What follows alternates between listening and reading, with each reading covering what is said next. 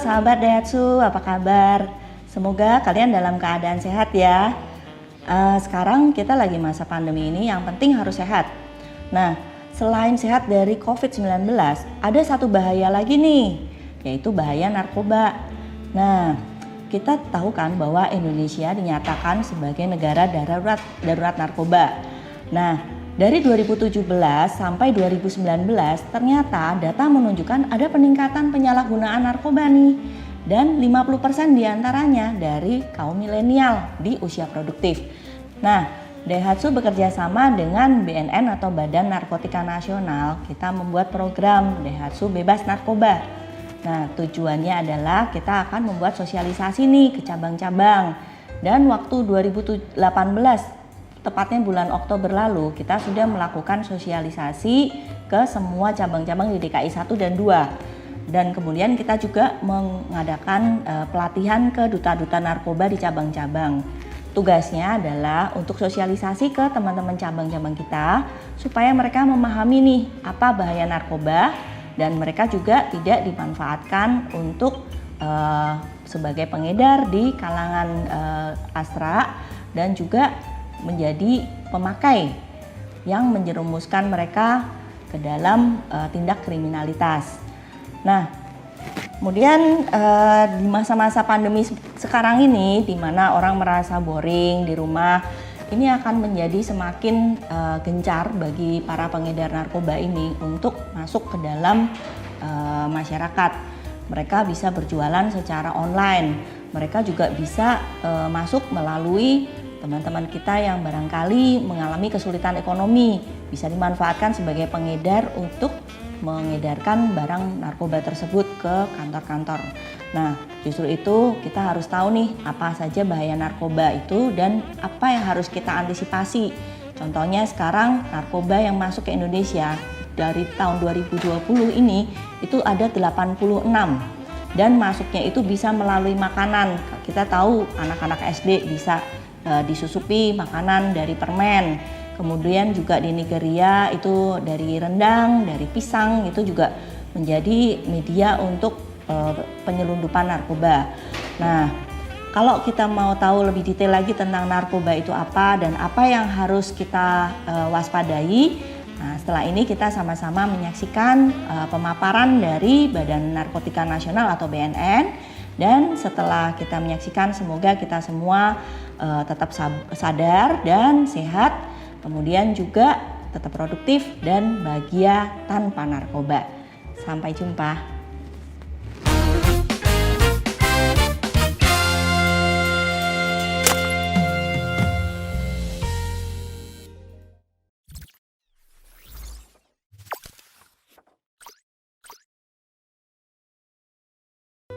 Selamat siang sahabat Daihatsu, bertemu lagi dengan saya Givari Dwi Arnanda.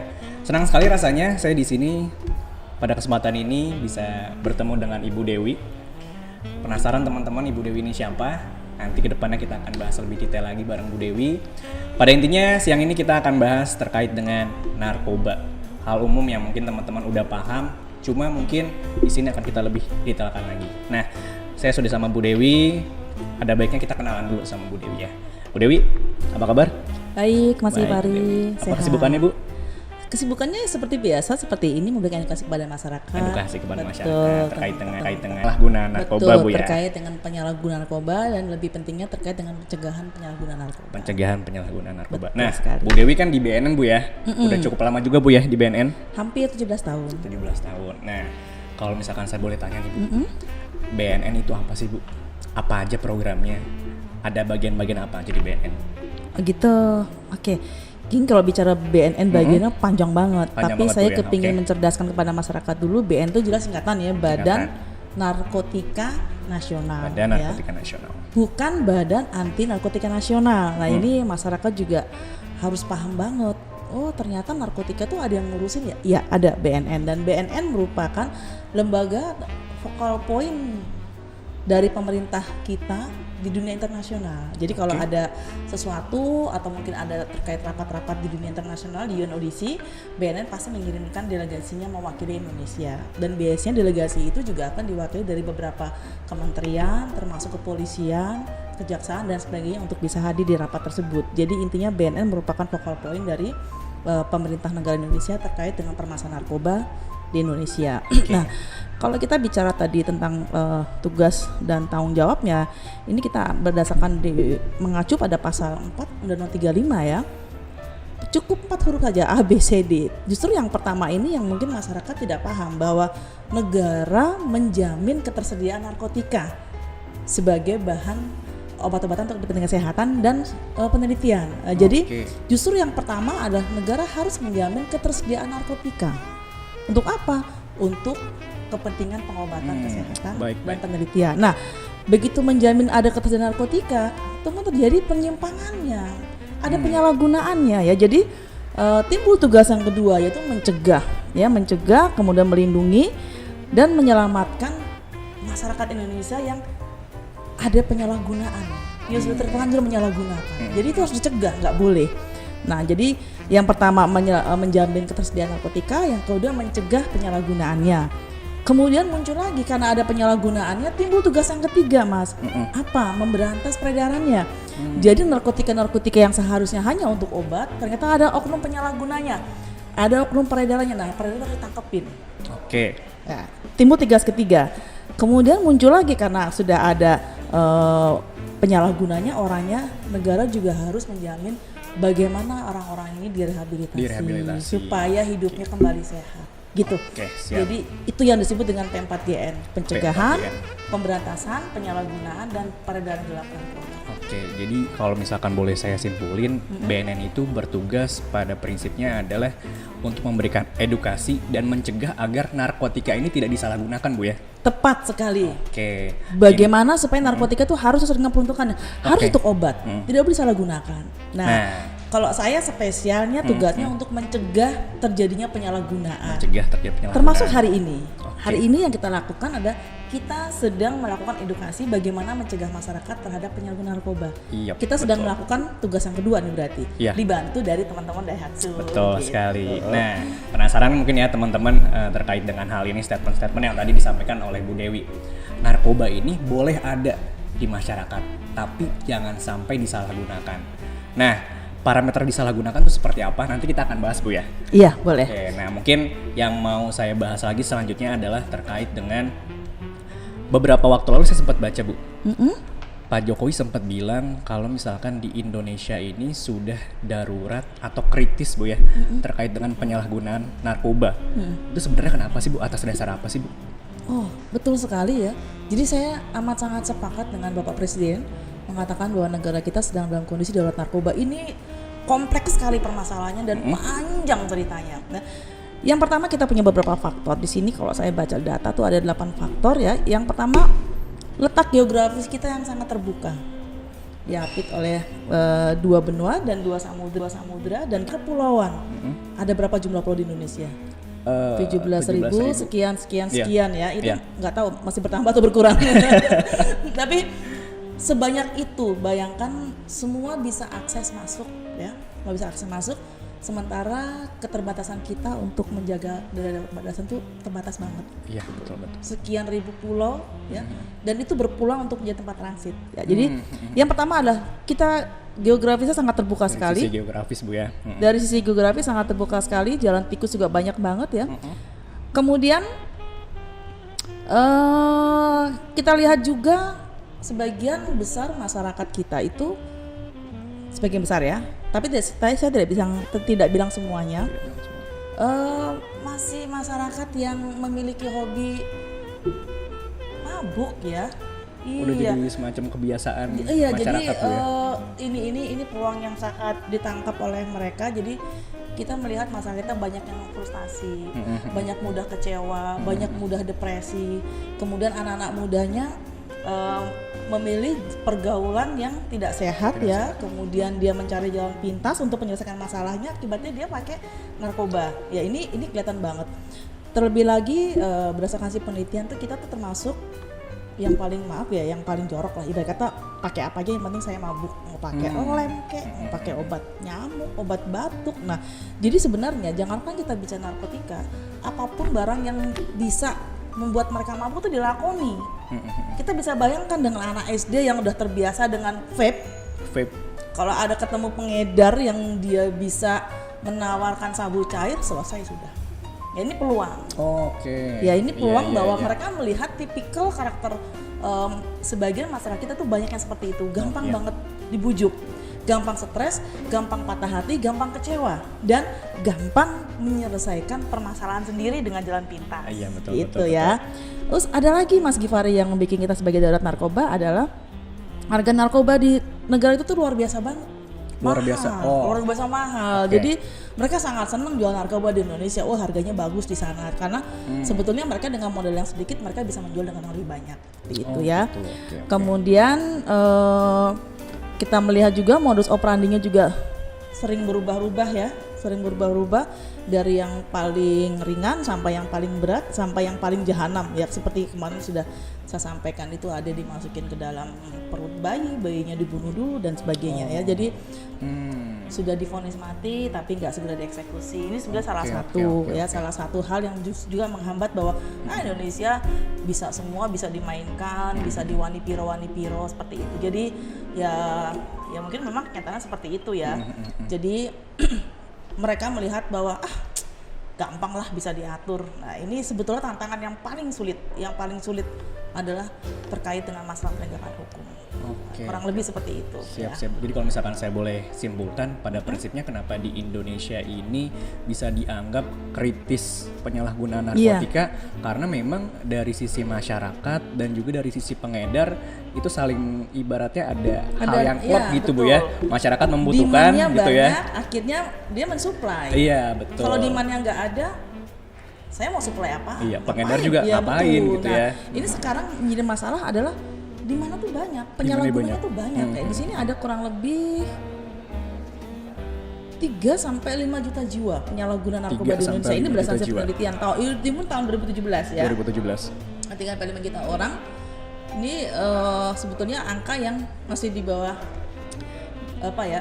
fenomena gunung es. Jadi cuma tampak aja, tetapi yang tidak tampak itu Yang tidak sebetulnya tampak luar biasa. bisa jadi banget. lebih banyak Bu ya. Bisa jadi lebih lebih banyak. Iya betul sekali. Jadi dari angka itu kita bisa beberapa kategori yang ada yang tidak bekerja aja tuh hampir ada 19%. Kelompok pelajar mahasiswa tuh ada 25% dan pekerja swasta atau pemerintah tuh ada 56%. Mas Gifari bisa bayangkan.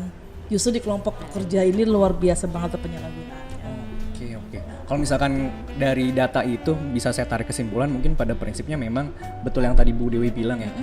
Dari mungkin habitual masyarakat yang memang membutuhkan sesuatu yang bisa meredakan stres gitu ya. Untuk melupakan permasalahan. Meskipun cuma sesaat. Betul.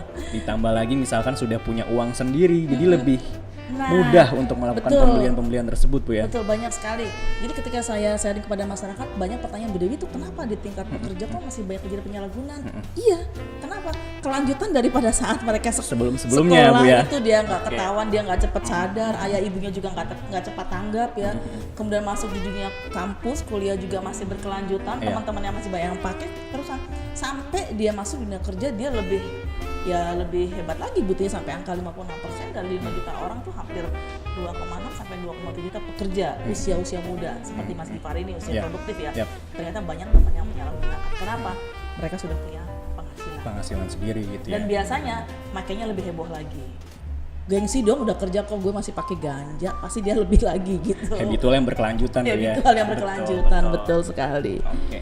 Nah, kalau misalkan saya boleh simpulkan lagi nih Bu ya terkait dengan apa yang disampaikan sama Bu Dewi, pada prinsipnya berarti memang penyalahgunaan narkotika untuk bisa diredam, untuk bisa diantisipasi bukan cuma tugas dari pemerintah aja Bu ya. Betul sekali. Tapi juga dari sisi keluarga. Karena kalau misalkan dari fenomena yang ada kan dari masih kecil, mungkin SD sudah ada kemungkinan ke sana gitu ya. Jadi emang ini ibaratnya pemerintah maupun masyarakat harus bersama-sama untuk melawan penyalahgunaan narkotika Bu ya. Iya, ini benar sekali Mas Gifari ya. Ini sebetulnya merupakan sebuah keprihatinan kita bersama ya. Mungkin dari berbagai pengalaman sharing kepada masyarakat, saya seringkali membawakan video-video yang terkait bagaimana kondisi masyarakat saat ini di mana anak SD sudah pintar, begitu pintar yang merokok bahkan di depan orang tuanya ya. Kemudian ada juga yang masih kecil SD sudah mereka terbiasa dengan menghisap lem. Menghisap lem. Memang lem itu bukan narkotika, tapi dia adalah bahan aditif, tetapi sama-sama merusak. Ini yang perlu dipahami. Terkadang masyarakat, ini kan bukan narkotika, tetapi itu merusak. Tapi lem memang wangi sih Bu, lem tuh Bu. Nah, ini bahaya nih. Ini bahaya nih kalau udah wangi gini, Iya kan? takutnya masuk dalam alam bawah sadar bahwa this is good, this is wangi. Iya. Kalau bisa sih Tapi bahaya Bu ya. boleh bilang gitu, tapi tolong jangan dijadikan suatu kebiasaan bahwa ini enak lo baunya. Takutnya nanti jadi alam bawah sadar, akhirnya otak kan punya memori ya. Iya, betul. Dia akan terus mengingat apa yang membuat dia nyaman, enak. Takutnya kepingin Iya, lagi. iya. Nah, ini harus Betul, dihindari. Jadi itu semua ada pengendalian dalam diri kita. Kalau kita bisa mengendalikan diri kita, insya Allah sih kayaknya bebas sih dari bentuk-bentuk penyalahgunaan. Tapi kembali lagi tadi pada Mas Kifari sampaikan bahwa itu keluarga merupakan benteng utama yang paling pertama. Makanya kenapa sekarang di BNN itu sedang digalakan program ketahanan keluarga. Itu keren banget, Pak. Oke. Program ketahanan keluarga bebas dari penyalahgunaan narkoba.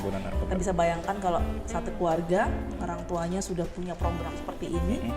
Bagaimana dengan 2 keluarga, 3 keluarga, 1 RT bebas, 1 RW bebas, 1 kabupaten bebas, sih keren banget.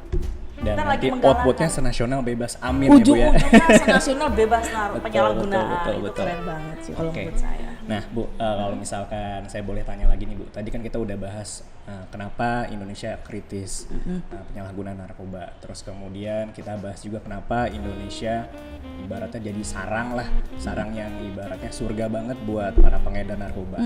Nah, terus yang mau saya tanyakan Bu, barangkali bisa dijelaskan di sini. Narkoba itu sebetulnya apa sih Bu? Ada berapa jenisnya? Oh gitu. Dampaknya apa? Oke. Gitu mungkin Bu. Narkoba sebenarnya singkat. Narkoba singkatan? Iya. Apa tuh Bu?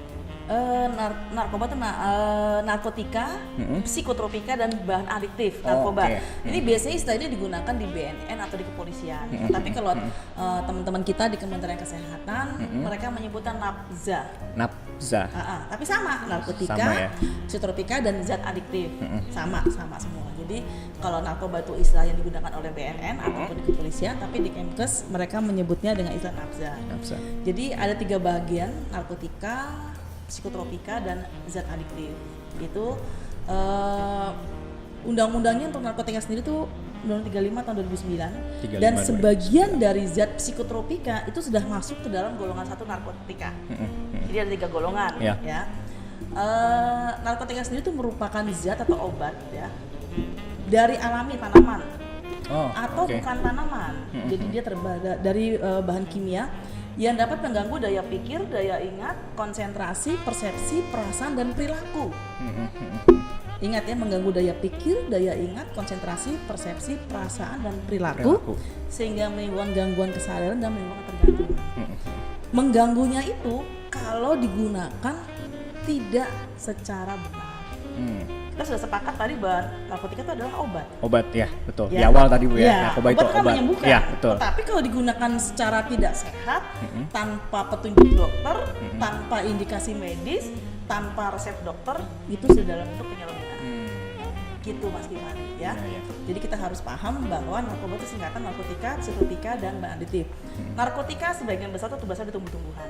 Tumbuh-tumbuhan dan turunannya. Tetapi kalau psikotropika ini lebih banyak ke unsur zat kimianya, lebih ke zat penenang kalau psikotropika. Bahan aditif contohnya apa bahan aditif? Bahan aditif. Contohnya, misalkan sabu bukannya Bu? No, sabu itu narkotika. Salah saya. Oke, sabu itu narkotika. Tapi kalau zat adiktif atau bahan adiktif itu contohnya rokok. Masih merokok? Enggak Bu. Keren. Mantap. Terus Saya batuk Bu kalau narkoba. Ada lagi merokok. Minuman keras, alkohol, itu termasuk bahan adiktif. Ada lagi teh, kopi, coklat, termasuk loh itu. Kalau lem yang tadi Bu, kalau lem? Lem termasuk zat adiktif. Inhalan. Lem dalam bentuk apapun, dalam merek apapun. Pokoknya ketika kita bilang, oh kok baunya seperti ini ya, itu biasa kan dia mengandung aseton ya. Nah, aseton termasuk prekursor kelompok 2 narkotika. Nanti kita bahas lagi prekursornya ya. Nah, iya betul Bu. Karena memang tanggung jawab BNN ada bagaimana kita bisa mengatur narkotika kelompok 1, 2, 3 dan prekursor kelompok 1 dan kelompok 2. Itu tanggung jawab BNN. kurang lebih seperti itu. Oke, siap. Nah Bu, kalau misalkan boleh dikasih contoh Bu, tadi ada kelompok 1, kelompok 2, kelompok 3. Yang kelompok 1 yang mungkin orang-orang umum tuh udah sering dengar. Apa sih Bu kelompok 1 contohnya? Sabu tuh kelompok apa Bu? Sabu tuh ya kelompok 1 dia. Sabu Dia kelompok 1. kelompok 1. Kelompok 1 itu sebagian besar terbuat dari alam. Oh, kalau kelompok 1 Tanaman. dari alam tanaman. Iya, kayak Oke. ganja, kemudian kokain ya. Kecuali ekstraksi dan sabu. Ekstraksi dan sabu. Kecuali ekstraksi dan sabu itu dia tidak terbuat dari tanaman ya. Tapi sebagian besar kelompok 1 itu terbuat dari tanaman dan ini memiliki daya narkotik yang sangat luar biasa. Jadi lebih cepat beradiksi dibandingkan kelompok yang lainnya. Makanya masuk di kelompok 1. Oke. Jadi nanti setelah di kelompok 2, kelompok 3 tuh ada turunan-turunannya. Contoh-contohnya ada contoh-contohnya ya. Jadi kalau di kelompok 1 tuh jumlahnya total tuh sekitar 78. 78. Banyak banget. Banget. Kalau di kelompok 2 sekitar 118. Kelompok 2 118. Kelompok 2 itu 118 dan di kelompok 3 itu jumlahnya 18. Jadi sebetulnya banyak banget ininya. Banyak Kalau banget kita jenisnya, bisa, Bu, ya? ya kalau Oke, kita oke. bisa lihat data itu, kita lihat di golongan 1 itu hanya untuk golongan 1 tidak boleh untuk kepentingan pengobatan. Oh, nggak Ya. boleh Bu? Nggak Kelompok boleh. 1. Oke. Tapi kenapa justru di Indonesia golongan 1-nya yang banyak disalahgunakan? Karena orang Indonesia berani-berani Bu. Oh gitu. Ekstraksi, sabu, Iya. ganja itu kelompok 1. Oh, itu masuk kelompok 1. Kelompok 1 itu kalau disalahgunakan artinya bukan dijual ya, beda. Jadi kita punya dua pasal, itu pasal penyalahgunaan dan pasal-pasal peredaran gelap penjualan. Nah, ini kalau Oke. disalahgunakan tanpa ada indikasi medis, tanpa ada resep dokter ya, itu ancamannya bisa 4 tahun kalau golongan 1. Terus golongan 1 gunanya buat apa dong Bu kalau nggak boleh buat berobat? Jadi golongan 1 hanya digunakan untuk penelitian. Oh, belum. Dalam rangka pengembangan ilmu pengetahuan. Ya, mungkin nanti kita nggak tahu ya, apakah mungkin 10 tahun lagi atau 20 tahun lagi, apakah mungkin ganja bisa dijadikan obat? Who knows, kita nggak tahu. Ya. Tetapi ini tergantung dengan bagaimana kualitas mental bangsa kita, karakternya. Jangan sampai nanti misalkan mungkin 30 tahun lagi ganja bisa kita jadikan sebagai obat terbatas, jangan sampai masyarakat juga menyalahgunakan. Dan kadang-kadang saya khawatir di situ. Jadi teman-teman banyak yang bilang, kita kok belum dilegalisasi Nah, sih? iya Bu, itu yang lagi marak banget Bu. Itu sebetulnya gimana sih Bu kondisinya? Ganja legalisasi. Nah, kita Bahaya, langsung Bu, ya? nyamuk ke ganja nih Iya, berarti. boleh, Oke. Bu. Oke, gini Mas.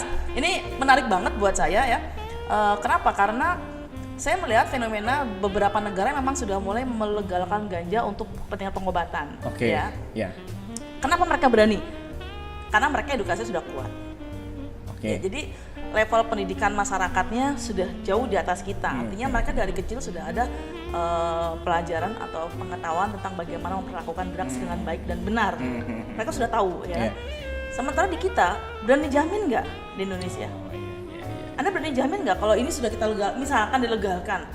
Berani nggak menjamin bahwa ini nggak disalahgunakan? Saya belum percaya karena Betul, karakternya betul. masih seperti ini. Iya. Nah, sekarang ada apa?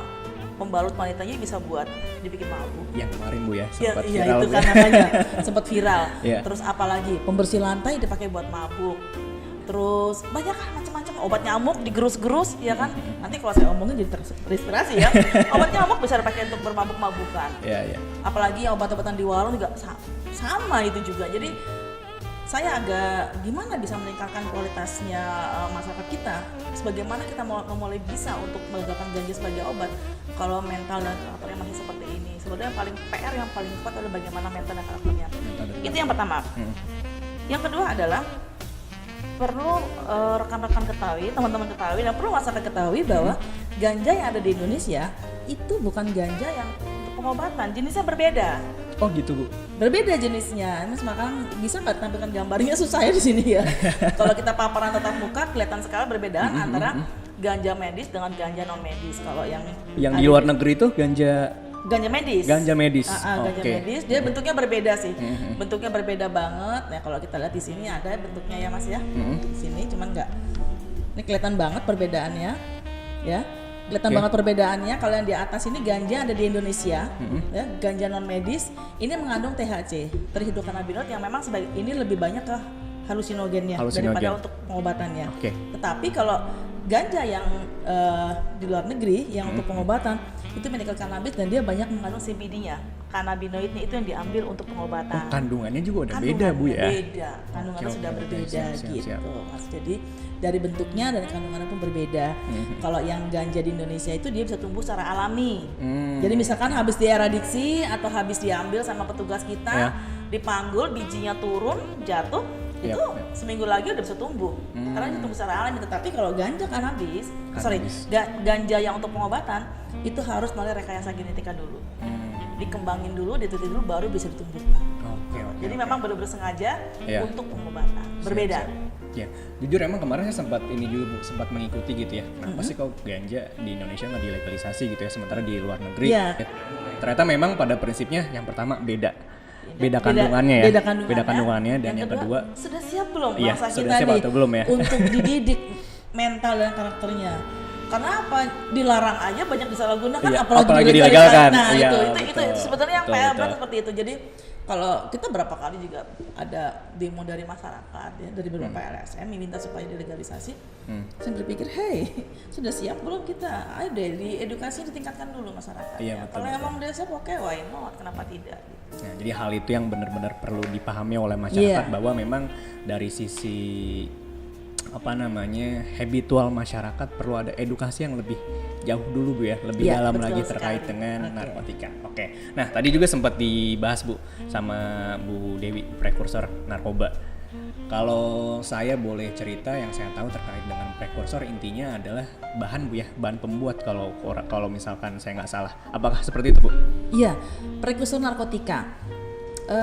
Ini ada dua golongan, Mas ya. Pertama Oke. itu kelompok pertama adalah prekursor narkotika. Jumlahnya itu kurang lebih ada 15 ya. 15.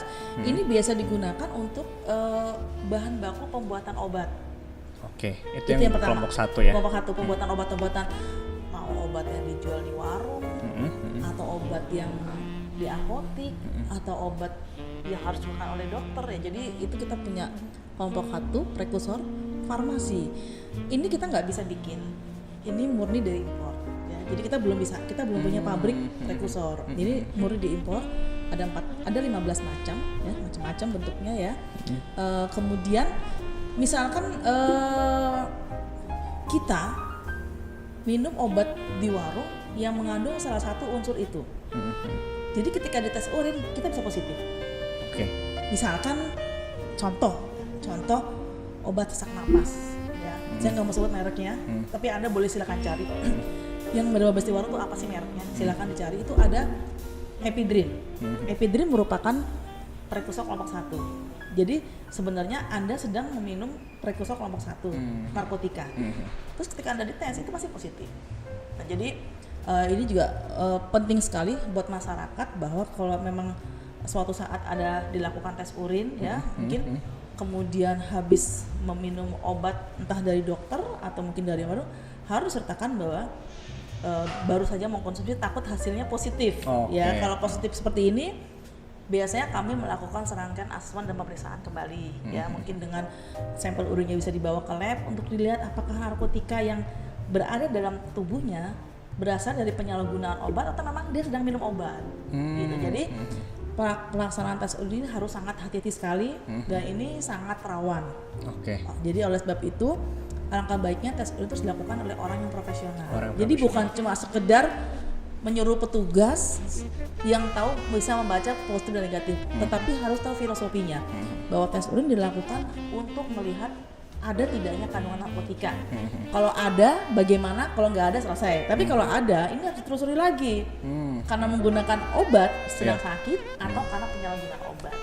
Oke, Gitu Mas. Jadi siap. sangat sensitif. Itu yang kelompok 1 ya Mas. Kelompok 1. Ada lagi prekursor yang kelompok 2. Ini untuk kepentingan industri. Nah, ini ada 8 macam, ada asam atranilat, asam Tadi yang borika. satu tuh untuk obat-obatan farmasi. Yang kalau kedua ini untuk industri. Oke. Asam sulfat, aseton, etil ether dan sebagainya. Ada toluen. Ini biasanya dipakai untuk industri, misalkan cat, kemudian thinner, ya kan? Pantesan wangi-wangi Bu. Mulai lagi deh. Nah, ini yang seperti ini biasanya disebut masuk dalam kelompok zat inhalan. Oh, zat inhalan yang Kombusi tadi Ibu bilang. kaca. Oke. Pokoknya sesuatu yang menimbulkan bau-bau seperti itu. Nah, itu juga mengandung rekursor narkotika di kelompok 2 untuk industri. Kalau Mas Gifari nggak percaya, habis ngecat kamar, ditutup, silakan 20 menit di situ. Keluarkan langsung kelingan nanti. Berarti aku. Iya. Seperti itu, kurang lebih seperti itu ya. Kalau bensin masuk nggak sih Bu? Kan wangi juga tuh Bu. Masuk sebenarnya. Masuk juga ya, Bu, Iya ya? kan kemarin ada itu. Oke, Anak oke. kecil udah usia 8 tahun ya, Mabuk. kecanduan Mabuk. pertalit. Oh ya ampun, ya. Ya itu, ya ini kan sebenarnya menunjukkan bagaimana tipe-tipe ketipikal masyarakat kita. Merinding loh saya kalau ngelihatnya itu, aduh anak-anak kecil sudah sudah hobi banget. Ketergantungan ya. Ya ngelem-ngelem, terus pil-pil koplo, mereka sudah terbiasa dengan itu. Sebetulnya sangat sedih banget. Terkadang berpikir, ini kah bapaknya, ibunya apa nggak memperhatikan perubahan Iya. perilaku anaknya? Betul, gitu. betul. Agak-agak sedih juga sih. Makanya tadi saya sepakat dengan disampaikan Mas Gifari bahwa untuk mencegah penyalahgunaan narkoba itu harus bersumber dari keluarga. Dan lingkungan sekitar sih Bu, saya tambahkan. Betul, dan Betul ya. lingkungan sekitarnya. Oke. Karena kan menurut saya sebenarnya kepedulian bersama Bu ya. Iya. Kepedulian bersama dari sisi keluarga, dari sisi lingkungan gitu ya, untuk sama-sama menjaga lah. Iya. Apalagi Sama-sama untuk menjaga. masa depan bangsa Indonesia juga tentunya Betul kan. sekali. Oke, siap. Oke. Nah, Bu Dewi kalau misalkan saya boleh tanya lagi nih Bu. Boleh. Tadi Bu Dewi sempat bilang harus dipahami apakah memang yang bersangkutan ini melakukan penyalahgunaan atau justru sedang melakukan pengobatan. Nah, itu sebetulnya untuk masyarakat awam mengetahui hal tersebut, apakah bisa dari kasat mata ngobrol seperti ini atau memang ada asesmen khusus lagi sih Bu kalau setelah dites? Ini kelanjutan tes urin ya? Iya, Itu harus ada asesmen. Oke. Oke. SOP-nya yang benar adalah ketika ada urin yang positif, ya, urin yang positif, hasilnya positif, maka urin tersebut harus disimpan. Harus disimpan, kemudian diperiksa kembali untuk dilakukan pemeriksaan secara mendalam di lewat laboratorium. Itu bisa di laboratorium BNN, tetapi yang ada di Lido, atau bisa di Labkesda, laboratorium kesehatan daerah itu milik Badan POM, atau milik Kementerian Kesehatan. Itu bisa seperti itu. Atau di RSKU juga bisa. Jadi ada laboratoriumnya. Jadi memang harus ada konfirmasi ulang. Ya. Tetapi terkadang kalau kita melakukan di pedalaman untuk melakukan kembali dikirim ke lab kan memakan waktu ya Mas. Kadang seperti kayak saya misalkan, saya sering juga melakukan kegiatan sosialisasi, kemudian dilanjutkan dengan tes urin. Nah, kalau di pedalaman saya biasanya lakukan dengan pendalaman saya sendiri. Saya panggil, saya konfirmasi, saya asesmen awal. Oke. Nah, jadi dengan melakukan wawancara, lama-lama saya bisa tahu bahwa ternyata dia pakai sabu, ternyata dia pakai obat, memang dia sedang sesak napas dan sebagainya itu. Jadi memang harus dilakukan asesmen. Asesmen lanjutan. Minimal konfirmasi. Ini minum apa? Ini apa? Kalau seandainya terjadi mungkin pengingkaran atau mungkin nggak ngaku ya, mungkin dalam wawancara tersebut dia agak sulit, biasanya baru kita lakukan pemeriksaan di laboratorium. Seperti itu. Nah Bu, masih berkaitan juga dengan tes-tesan terkait dengan narkoba nih Bu.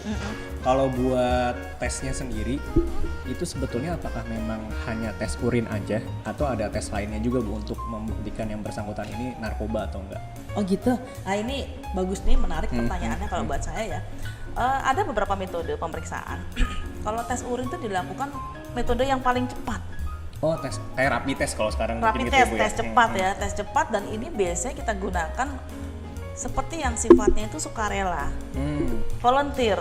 Misalkan Bu Dewi, nih udah Hatsu pengen lo tes urin, gimana caranya, misalkan seperti itu kan sukarela. Kita cukup dengan menggunakan urin. Nah, kalau seperti tes darah, tes rambut itu biasa digunakan untuk kepentingan pembuktian di pengadilan. Oh, jadi gitu. sudah pro justitia sifatnya. Jadi sudah ada kasus dulu, kemudian disidangkan, ternyata Pak Hakim membutuhkan pembuktian secara lebih mendalam, baru kita menggunakan tes darah atau tes rambut. Nah, jadi beda kepentingannya Mas. Kalau hanya untuk volunteer atau hanya untuk deteksi dini, pencegahan tingkat sekunder, supaya mengetahui ini karyawan saya ada pakai atau enggak, menggunakan tes urin, tes cepat, pakai rapid test. Ada yang 3 parameter, ada yang 6 parameter. Tapi Bu, bedanya apa sih Bu sebetulnya antara tes urin, tes darah, tes rambut? Yang membedakan itu apakah dari sisi berapa lama dia bisa mengcover waktu terakhir, beberapa bulan terakhir, atau seperti apa Bu perbedaannya? Ya, perbedaannya jelas dari cara prosesnya ya. Kalau tes urin kan cepat. Tes urin cukup diperiksa urinnya, kita masukkan alatnya. 5 atau 10 menit kemudian sudah ada hasilnya, strip 1 atau strip 2. Tetapi kalau untuk tes darah itu biasa kita mengambil beberapa gram kemudian dihancurkan ditambah dengan reagennya atau bahan pencampurnya. Nah, ini analis yang paham ini kan, atau di bagian laboratorium. Nah, di situ untuk melihat setelah diekstrak rambutnya ini itu akan diperiksa ada kandungan apa aja. Dan ini biasanya untuk melihat sejarah itu bisa tercover mungkin dalam setahun terakhir dia menggunakan apa tuh bisa dilihat dari rambut atau dari darah. Iya, seperti itu. Jadi bisa Jadi dibilang lebih rigid lagi Bu ya. Lebih rigid lagi, dan dia kompleks biasanya lagi. nggak bisa ngeles sih. Ya karena memang itu berdasarkan histori ya. Iya, berdasarkan historisnya, dan itu sudah berdasarkan hasil pemeriksaan di laboratorium. Oke. Lab kita ada di Lido, di Lido. Nanti waktu ke pamer kita jalan-jalan. Boleh Bu, kali boleh, ya. boleh. Ih, boleh tuh Bas. Saya berarti kesana tinggal, saya kenalannya Bu Dewi, boleh masuk nggak gitu ya Bu? Pakai surat permohonan dulu dong, oke, nanti baru oke, saya oke. hantar. Iya, Jadi iya, di situ oke, nanti oke. ada tempat rehabilitasi buat masyarakat yang sudah terlanjur menyalahgunakan. Kemudian di situ ada laboratoriumnya, dan di situ ada kinain. Kinain tahu kan, anjing pelacak. Oh, Nah, itu iya, di situ. iya. Oh, oke. Itu satu lingkungan. Di nanti boleh teman-teman dari Hatsu kalau pengen melakukan kunjungan ke situ, nanti kita fasilitasi berkirim surat. Siap, boleh Bu. Nah, tadi menarik juga Bu, rehabilitasi ya. Saya sebagai orang awam mikirnya adalah kalau misalkan amit-amit saya menggunakan narkoba ketahuan gitu ya, saya pasti langsung direhabilitasi, diciduk polisi, dibawa ke tempat rehabilitasi. Tapi pada umumnya Bu, kalau misalkan ada orang yang menggunakan narkoba, itu emang wajib untuk direhabilitasi atau seperti apa Bu? Pertanyaannya, orang yang menyalahgunakan narkoba apakah wajib direhabilitasi? Kalau berdasarkan undang-undang, ya. Kalau berdasarkan undang-undang iya, oke. Itu ada di pasal 54. Pasal 54. Pasal 54 Undang-Undang 35 2009. Silakan di-searching. Jadi negara punya kewajiban untuk memberikan rehabilitasi kepada mereka yang telah. Terus ada lagi lanjutannya dengan pasal 55 itu wajib lapor. Nah, jadi kalau tadi pertanyaan apakah wajib rehab? Iya, berdasarkan undang-undang wajib rehab. Bagaimana caranya, Bu? Lapor dulu. Lapor dulu. Oke. Lapornya kemana? Ke IPWL. Apa tuh Bu? IPWL itu institusi penerima wajib lapor. Oh, itu masih di dalam naungannya BNN juga atau beda lagi Bu? Ada yang dari BNN, ada yang dari Kementerian Sosial, ada dari Kementerian Kesehatan. Kita bekerja sama dulu itu tuh. Oke, antar instansi Iya, berarti Bu ya? ada di PP 25. Jadi tentang wajib lapor para pecandu narkotika. Itu luar biasa banget ya, luar biasa banget. Dan saya kepingin sekali masyarakat bisa memahami bahwa kita punya IPWL. Jadi para orang tua ya yang mungkin memiliki anak masih di bawah umur 18 tahun, termasuk anak-anak ya, itu bisa melaporkan anaknya ke IPWL. Kalau nggak mau pusing-pusing, Bu, saya boleh nggak lapor ke BNN? Boleh, silakan datang ke Cawang, itu ada loket IPWL. Nah, jadi, Bu ditangkap nggak? Tidak. Dijamin nggak, Bu? Dijamin. Dijamin kerahasiaannya, dijamin. Silakan datang ke kantor BNN, itu nanti ada loketnya. Nanti di situ akan diperiksa, di asesmen oleh dokter. Itu nanti ada berapa lembar asesmennya, diperiksa bla bla bla bla bla untuk melihat sampai sejauh mana tingkat keterpaparan narkoba dalam tubuh si anak tersebut. Tingkat keparahan gitu Ya, lah tingkat ibaratnya Bu ya. keparahannya itu mungkin nanti bisa dites urin ulang dan sebagainya gitu kan. Nanti dari situ akan ada rencana terapi nih ceritanya Mas Kifari. Rencana terapi ini mau rawat inap atau rawat jalan, seperti itu kan. Nah, nanti dari rawat inap rawat jalan tuh biasanya diketahui dari hasil apakah dia masih kelompok coba pakai atau kelompok teratur pakai atau kelompok pecandu. Itu ketahuan dari mana Bu? Bisa Hasil tahu? asesmen. Oh, dari hasil Dokter, asesmen ya. Kelihatan dari karakter iya. orangnya juga Bu ya. Dari karakter orang dan dari pemeriksaan dokter. Oke. Jadi yang menentukan apakah dia termasuk pecandu ringan, sedang atau berat. Kalau ringan itu coba pakai, sedang teratur pakai, dan berat itu udah zona merah yang kemarin sudah saya ceritakan ya, pecandu. Itu nanti dokter yang menyimpulkan. Harus dokter yang menyimpulkan. Dari situ baru ada rencana terapi. Nah, rencana terapi ini pasti dilempar lagi ke orang tua. Bu, ini ternyata anak ibu sudah berat loh ya. Sudah masuk zona merah di pecandu, ini saran saya di rawat inap misalkan. Gitu. Kita menawarkan mau dirawat di BNN atau ibu punya biaya sendiri mau rawat, boleh. Oh, saya pengen di Singapura, monggo silakan, tapi biaya sendiri, yang penting udah lapor. Seperti itu. Atau misalkan, saya nggak punya uang, saya pengen gratis, bisa nggak? Bisa di BNN di Lido. Jadi ada 4 tempat kalau nggak salah tuh, ada di Lido, kemudian ada di Batam juga ada, ya.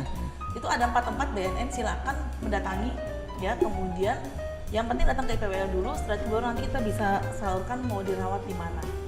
Ingat sekali lagi bahwa rahasia terjamin dan tidak akan ditangkap, itu dijamin dengan undang-undang. Oke, jadi jangan takut dan jangan merasa malu.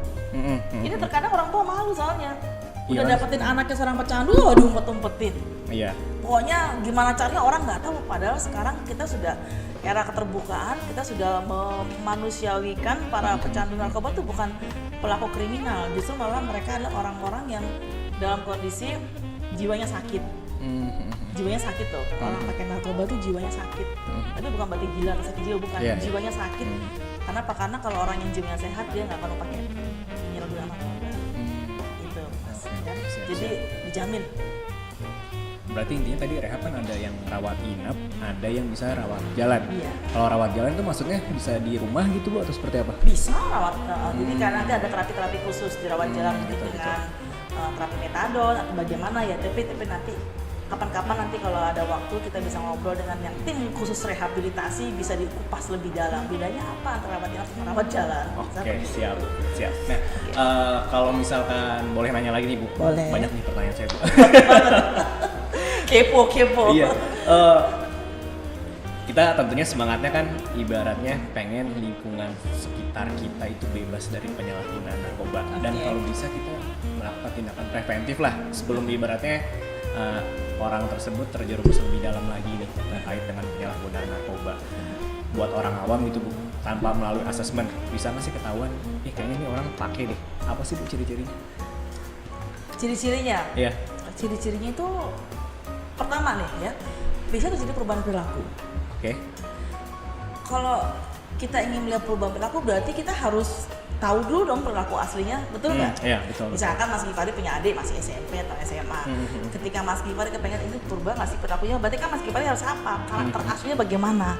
Itu memang Mas, biasanya penyalahgunaan narkoba yang masih coba-coba baru itu dimulai dengan perubahan perilaku, ya. Misalnya pendiam, kok tiba-tiba banyak ngomong. Atau kebalikannya, biasanya banyak ngomong, kok sekarang pendiam. Kemudian dia mulai menarik diri dari pergaulan, maksudnya menarik diri. Kalau di rumah dia maunya di kamar sendiri, mengurung diri. Sama juga dengan di kantor juga udah mulai introvert, ya udah nggak mau terlalu banyak bergaul seperti itu. Nanti kalau lama-kelamaan kan sudah mulai terlihat dari cara dia bicara, ya. Kemudian dari penampilan dan sebagainya. Tetapi zaman sekarang juga banyak juga nggak kelihatan tahu-tahu pakai gitu ya. Ringan berarti Bu ya? Ya bisa juga seperti itu. Bisa juga seperti itu, dia ringan dan dia mungkin nggak setiap hari pakai, sebulan sekali atau mungkin 2 bulan sekali, atau mungkin dia penyalahguna yang kalau butuh saja baru dia pakai. Itu namanya situasional ya, tapi masih termasuk dalam kelompok coba pakai yang zona hijau seperti itu. Tapi kalau sudah pecandu berat Mas, apalagi dia sudah pecandu penasun, penyalahguna jarum suntik ya, jadi disuntikan, itu sudah mulai terlihat, misalkan ada bekas banyak suntikan ya, kemudian ada bekas luka-luka seperti luka keloid gitu ya, itu biasanya aku suka disayat. Nah itu biasanya kalau pecandu yang golongan opiat seperti itu, jadi ketika nggak ada putus zat, dia mengiris sendiri, kemudian dia mengambil darahnya karena sudah mengandung morfin tadi itu, golongan obat seperti itu ya. Jadi ya kurang lebih seperti itu sih kalau ciri-cirinya. Berarti balik lagi sih Bu, kalau misalkan tadi untuk memahami ciri-cirinya kan harus tahu dulu perilaku aslinya sama kalau baru mulai-mulai iya. Berarti peran pentingnya balik lagi di keluarga. Di keluarga. Betul ya Bu ya? Ketika anak sudah mulai belajar berbohong pun sudah mulai dicurigai. Iya. Kemudian bengong aja belajar berbohong, atau kebutuhan dia kok tiba-tiba berubah ya. Biasanya dikasih uang jajan 20.000 cukup, kok sekarang katanya 40, ini mau beli apa aja sih. Nah itu sebetulnya orang tua juga harus sudah mulai aware ya. Tiba-tiba banyak sih jajannya, mau beli apa aja deh, seperti itu. Terus mulai tidak terbuka, kemudian kamarnya dikunci terus. Nah itu juga mesti hati-hati seperti itu. Barangkali lagi teleponan, tapi nggak mungkin Bu ya kalau udah ada perubahan perilaku ya. Iya. Barangkali lagi telepon sama pacar gitu. Oh gitu ya. Nggak mungkin banget deh kayaknya. Oke, nah Bu, jadi intinya kan dari keluarga peran pentingnya, terus jangan takut kalau misalkan buat lapor terkait dengan penyalahgunaan narkotika, misalkan ada anggota keluarga gitu ya yang melakukan, karena nanti akan direhabilitasi. Oh iya, saya lupa menjelaskan. Ibu? Jadi lapor nggak cuma di BNN saja, Oh gitu, oke. ya, tetapi di RSKO bisa. Apa itu? Rumah sakit tergantungan obat. Oh, oke. Itu ada termasuk PWL juga, kemudian ada di RSUD, semua RSUD juga itu merupakan PWL kita juga. Di PWL kerjasama dengan Kementerian Kesehatan. Beberapa puskesmas juga sudah ada di camp, di panti-panti rehabilitasi sosial juga sudah ada. Tinggal nanti di cross check aja, bisa telepon ke nomor kantor BNN di provinsi apa adanya PWL tersebut. Oh, oke. Tapi kalau paling gampang banget langsung datang ke kantor BNNP. BNNP atau BNN pusat di cabang. Oke, siap. Nah Bu, tadi melanjutkan lagi Bu yang rehabilitasi. Itu kan kalau misalkan rehabilitasi sendiri itu ditanggung biayanya ya secara mandiri oleh keluarga. Nah, Iya. kalau misalkan di BNN untuk melakukan rehab berarti memang semuanya akan di-cover gitu Bu? Atau ada ketentuan tertentu, misalkan kalau misal si orang ini sakit atau apa itu nggak di-cover biaya rehab? Oh iya, gimana, betul Bu? sekali Mas. Tapi kalau yang di BNN memang akan di-cover biaya makan segala macam, kan kita paling tidak 6 bulan ya.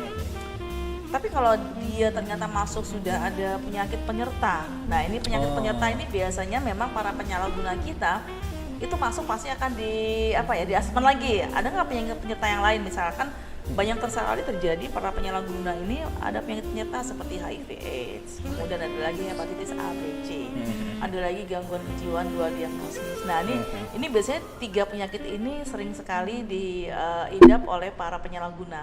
Nah untuk pengobatan inilah baru mungkin ya dibebankan biaya kepada keluarga. Tetapi kalau untuk masalah terapi rehabilitasinya supaya dia tidak tergantung dengan narkobanya, itu menjadi kewajiban dari BNN dan itu tidak ada pembiayaan. Nah Bu, tadi terkait dengan HIV Bu, saya sempat kepikiran gitu Bu ya, kan kadang-kadang biasanya nih umumnya Bu, kalau orang menggunakan narkoba umumnya pasti juga HIV, itu kan kadang-kadang seperti itu. Bisa terjadi. Nah, tapi itu, narkoba yang seperti apa? nah itu yang mau saya tanyakan Bu. Kok bisa sih Bu, emang kenapa sih gitu kan? Oke. Kita sering ya melakukan sosialisasi tandem dengan dari teman-teman dari KPA, Komisi Penanggulangan AIDS. Memang itu para penyalahguna, terutama yang pengguna penasun, penyalahguna jarum suntik, iya. itu rentan sekali terhadap tertularnya virus HIV/AIDS.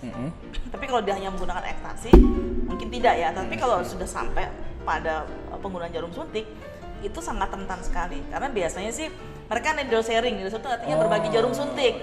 Satu rame-rame gantian, akhirnya satu HIV ya semuanya kena HIV. Dan ini merupakan ranking kedua. Ranking kedua data penyakit HIV/AIDS. Yang pertama itu kan karena hubungan seksual sejenis, ya. Mau gay, mau yang homoseksual ataupun mau yang lesbian itu juga rentan sekali. Ranking keduanya adalah para penyalahguna yang rata-rata menggunakan jarum suntik itu sangat riskan sekali dengan HIV/AIDS. Itu bedanya tipis banget Mas. Bener itu yang ngeri juga karena biasanya orang yang seperti itu memang sudah jarumnya bergantian dan mereka melakukan aktivitas seksual bebas seksual ya. Mereka melakukan hypersex ya, free sex ibarat kata ya mohon maaf ya, mau berdua mau bertiga nggak masalah buat mereka. Nggak masalah banget. Memang kecenderungan gitu Bu ya, kalau misalkan habis memakan pasti melakukan seksual gitu. Iya betul, kecenderungan. Jadi itu merupakan tuntutan mereka gitu loh. Memang harus terpuaskan. Dan mereka nggak berpikir sama siapa, nggak berpikir, yang penting puas selesai sudah. Pokoknya ngeri sekali deh, membayangkannya mengerikan. Dan ingat loh ya, para pengidap yang sudah stadium 3 atau 4, kalau ngelihat secara fisik seperti ini biasa aja. Ya biasa, ganteng, gagah biasa. Tetapi di dalamnya udah keropos, di dalamnya sudah banyak. Saya pernah baca ya, atau pernah ada kasus seorang perempuan meninggal di sebuah hotel. Rupanya dia baru kenalan di Facebook sebentar, check in di hotel, kemudian dia dibunuh. Ya kan? Dilalanya ketangkep itu, untungnya ketangkep dan ternyata si laki-lakinya ini memang sudah terbiasa manggil perempuan-perempuan dalam hotel dan ternyata diperiksa kaget ya, ternyata sudah HIV stadium 3.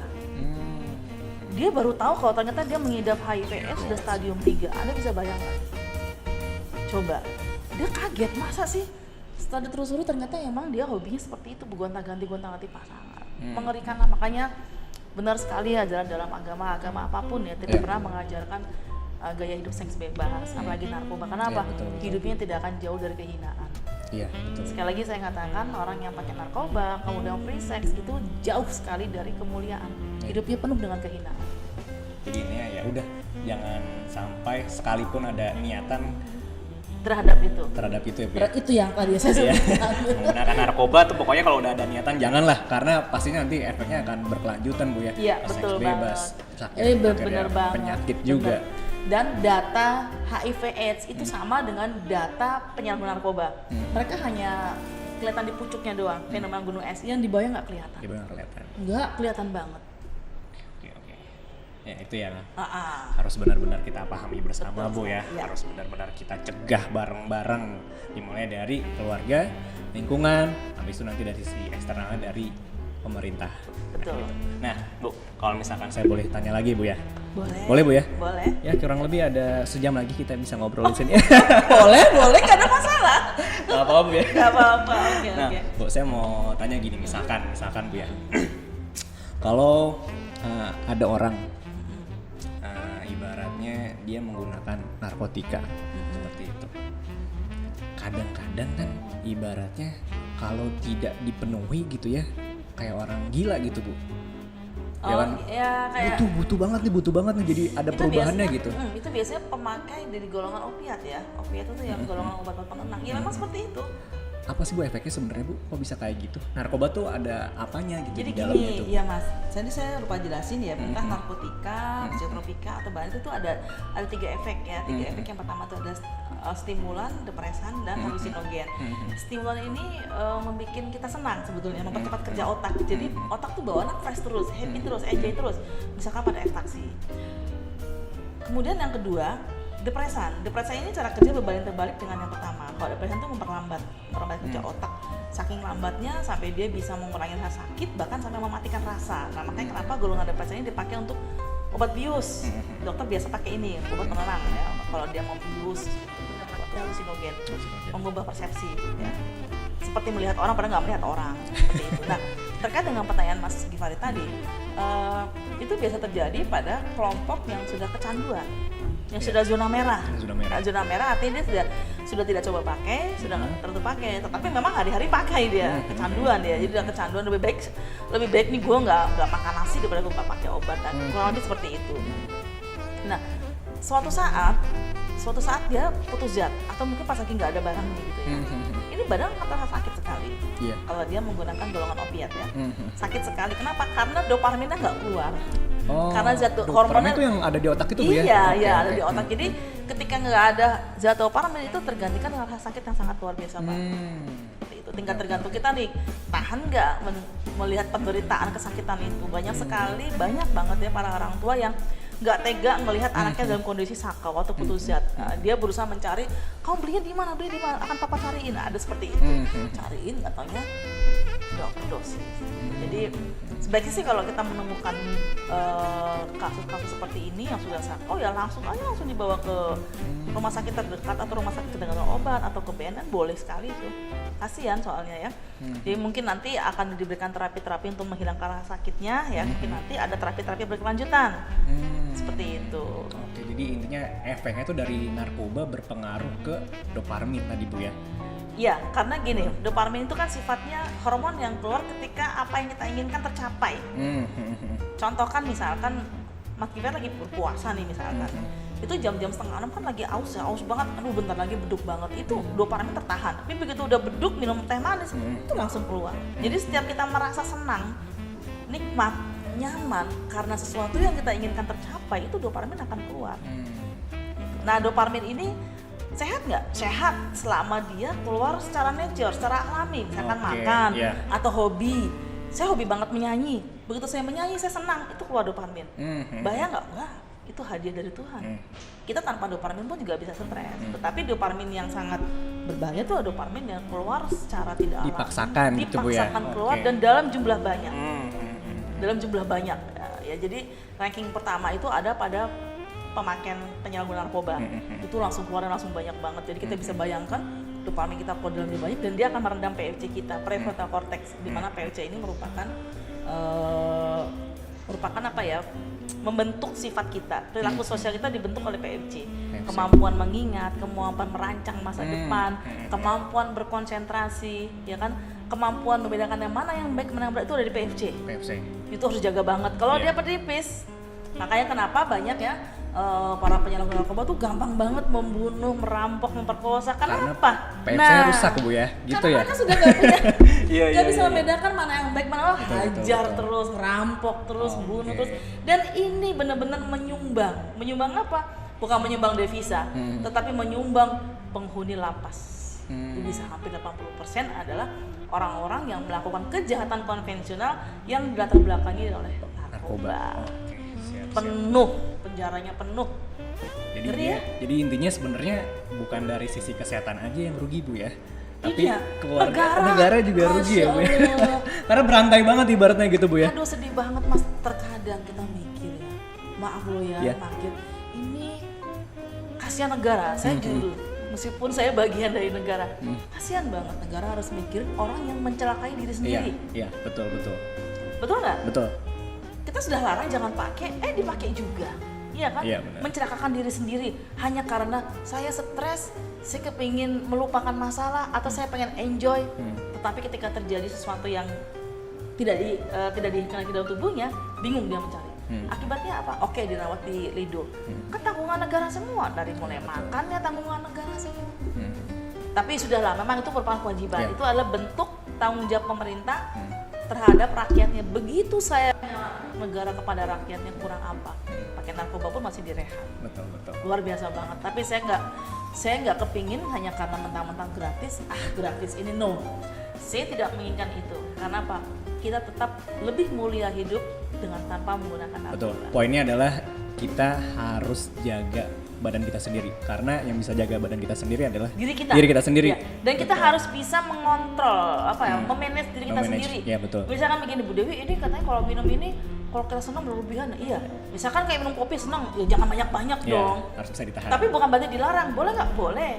Bu Dewi minum extra gas boleh nggak? Boleh. Tapi boleh setiap saat kan nggak boleh. Nah pokoknya sesuatu yang berlebihan tuh nggak boleh. Kenapa? Karena ada hormon dopamin yang tadi yang Bu ya. ada hormon dopamin yang siap meredam PFC kita. Ini pembelajaran yang sangat bagus banget. Sudah kalau kita tatap muka enak banget ya, ada videonya ya. Betul. Ada videonya bagaimana proses kecanduan. Biar ada ininya Bu ya, Iya. bentuk visualnya seperti Bentuk apa. visual, tapi intinya adalah bagaimana kita bisa memanage diri kita sendiri dan bagaimana kita bertanggung jawab terhadap badan sendiri. Betul. Tadi kalau Mas Gifari bilang kita harus cinta 5 loh Mas, ya, Iya. cinta terhadap badan. Ini badan jangan. Oke. Pertama cinta badan, Dan? yang kedua cinta keluarga, jangan dibikin malu keluarga. Iya, benar, Yang benar. ketiga cinta pada sekolah, kampus, tempat pekerjaan, betul? Yang terakhir, yang keempat cinta kepada negara. Saya sudah bilang bahwa negara kan sudah merupakan target Iya. oleh kita. Ayo deh, kasihan banget, jangan dibeli. Iya, betul. Kasihan negara kita, kalau semua pada beli narkoba hancur lah. Iya, betul. Harus sayang sama Betul. negara ya, cinta negara, bela negara. Yang terakhir sayang kepada Allah. Kenapa? Badan kita milik Allah. Ya. Besok akan diminta dikembalikan dalam kondisi yang Dikasih dalam kondisi yang baik, dikembalikan harus dalam kondisi yang nah baik Bu betul. ya. Setuju Ini saya. badan punya Allah loh ya. Iya. Itu dalam banget ini kayaknya ceramahnya. Jadi Tapi khotbah. sepakat ya. Tapi sepakat Bu ya. Betul. BNN punya ini baru loh. Kalau dulu kan stop narkoba. Oke. Sekarang 100% hidup. Oke. Tagline-nya Bu ya. Tagline-nya baru Tagline, banget, oke, 100% siap. hidup dan saya harus berusaha untuk menggaungkan Oke, sebesar-besarnya. boleh Bu. bahwa Kita coba ya di sini Bu. 100% hidup, sehat, sadar, sehat, produktif, bahagia. Sadar, sehat, produktif, bahagia. Sadar dulu, artinya jangan Oke, mabuk yap. dong. Sehat, fisik, jasmani, produktif, kita menghasilkan Oke. sesuatu, dan terakhir bahagia. Oke, boleh Bu. Mungkin Boleh.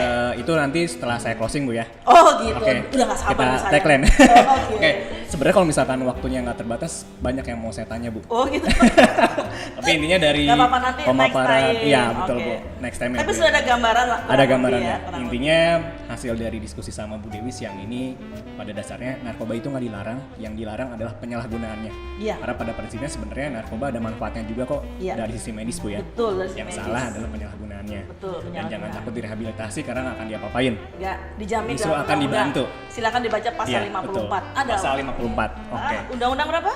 35 2009. Oke, betul. Nah, Oke. terus yang paling penting adalah dari sisi keluarga untuk selalu bisa jaga anaknya mungkin atau ibaratnya ya siapapun lah yang ada di dalam lingkungan keluarga. Iya. Peduli dan kemudian bisa melihat perubahan perilaku. Betul. Jangan sampai ketahuan dalam kondisi sudah zona merah, dalam kondisi sakau ya, itu susah banget ya kayak gitu. Siap. Ini selalu jauhi narkoba, Bu ya. Iya. Nah, sekarang kita tagline, Bu. Boleh? Oke.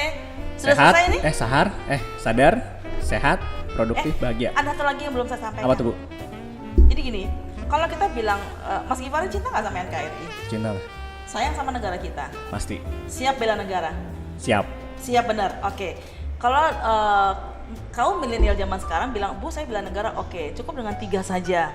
Pertama, no corruption, tidak korupsi. Yang kedua, tidak teroris, tidak melakukan kegiatan teroris. Yang terakhir, tidak pakai narkoba. Oh, itu salah satu bentuk cinta Ya, negara, jadi Bu ya. kalau Oke. kita bilang bela negara cukup dengan 3 itu, jangan korupsi, jangan teroris, jangan jadi teroris, dan jangan pakai narkoba.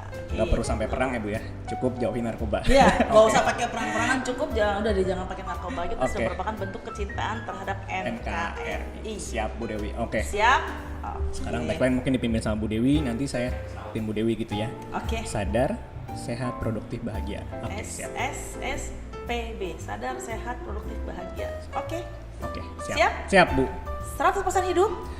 Sadar, sehat, produktif, bahagia. Oke. Oke, jauhi narkoba. Yes. Makasih Bu Dewi. Oke, udah selesai nih ya? Udah. Oke, thank you Mas Sama-sama. Daihatsu, udah keren banget. Dan dari 2018 sudah konsisten terhadap program P4GN. Dan mungkin saya mewakili BN mengucapkan terima kasih banyak Sama-sama, Ibu. atas kebersamaan kita sama 2 tahun. Mudah-mudahan di tahun-tahun berikutnya masih Pasti. ada program-program lagi Harus, ya. harus. Oke, thank you. Kita harus sama-sama jagalah ibaratnya ya. Siap. Makasih Bu Dewi. Oke.